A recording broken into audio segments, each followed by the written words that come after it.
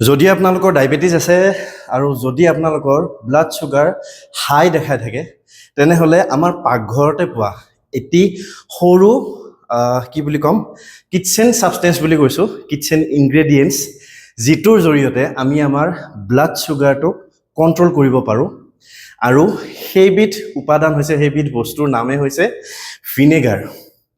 মই যেহেতু ব্ৰেণ্ডৰ প্ৰমোশ্যন কৰা নাই সেইকাৰণে মই এইটো কি ব্ৰেণ্ডৰ হয় মই নকওঁ জাষ্ট মই আপোনালোকক ইনফৰমেশ্যনটো দিব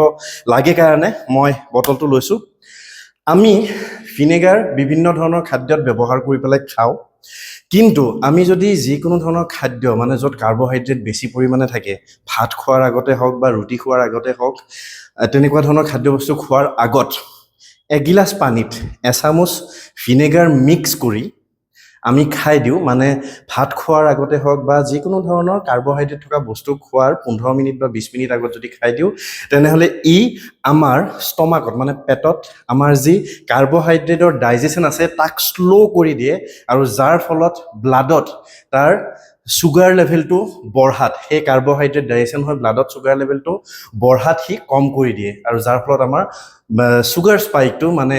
যি আমাৰ খাদ্য খোৱাৰ লগে লগে চুগাৰ স্পাইক হয় চুগাৰ বাঢ়ি যায় সেইটো কণ্ট্ৰলত আহি যায় আৰু আমি এবিধ বস্তুৰ নাম সকলোৱে জানো সেইটো হ'ল এপল চাইডাৰ ভিনেগাৰ মোৰ হাতত এপল চাইডাৰ ভিনেগাৰে আছে চ' এপল চাইডাৰ ভিনেগাৰ যদি আপোনালোকে যিকোনো ধৰণৰ কাৰ্বহাইড্ৰেট থকা বস্তু খোৱাৰ 15 মিনিট বা 20 মিনিট আগত এগিলাচ পানীত এচামুচ মিক্স কৰি পেলাই খাই দিয়ে তেনেহ'লে ই আপোনালোকৰ ব্লাড চুগাৰ কণ্ট্ৰল কৰাত বহুতখিনি সহায় কৰে যদি এপল চাইডাৰ ভিনেগাৰ আপোনালোকে কিনিব খোজা নাই তেনেহ'লে নৰ্মেল যি ভিনেগাৰ পোৱা যায় আমাৰ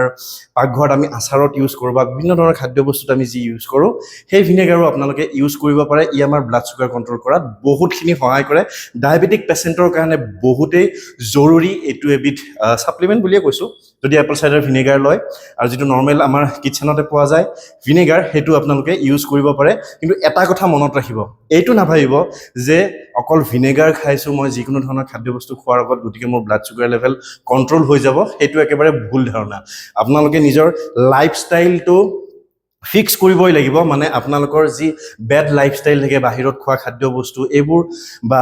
ৰাতিপুৱা দেৰিকৈ উঠা বা ৰাতি দেৰিকৈ খোৱা বা ফাষ্ট ফুড জাংক ফুড বেছিকৈ খোৱা এনেকুৱা ধৰণৰ লাইফষ্টাইল ৰিলেটেড যিবিলাক আমাৰ প্ৰব্লেম আছে যিবিলাক আমাৰ ভুল আছে সেই ভুলবোৰ আপোনালোকে শুদ্ধ কৰিব লাগিব দৈনিক এঘণ্টা ভালকৈ এক্সাৰচাইজ কৰিব লাগিব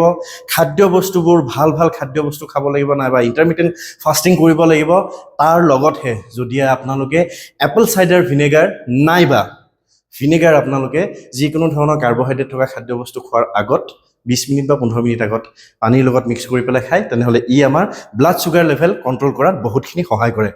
বহুতে ইম্পৰ্টেণ্ট ভিডিঅ' বহুত সংখ্যক লোকে এই বিষয়ে নাজানে গতিকে আপোনালোকে যিমান পাৰে এই ভিডিঅ'টো শ্বেয়াৰ কৰি দিব আৰু এনেকুৱা ধৰণৰ ফিটনেছ ৰিলেটেড ভিডিঅ' পাবৰ কাৰণে মোৰ পেজটো আৰু মোৰ ইউটিউব চেনেলটো আজিয়ে ছাবস্ক্ৰাইব কৰি দিব গতিকে আজি এই ভিডিঅ'টোত ফিটনেছ ৰিলেটেড ভিডিঅ'টোত ইমানেই নতুন নতুন ফিটনেছ ৰিলেটেড ভিডিঅ' লৈ মই অতি সোনকালে ধন্যবাদ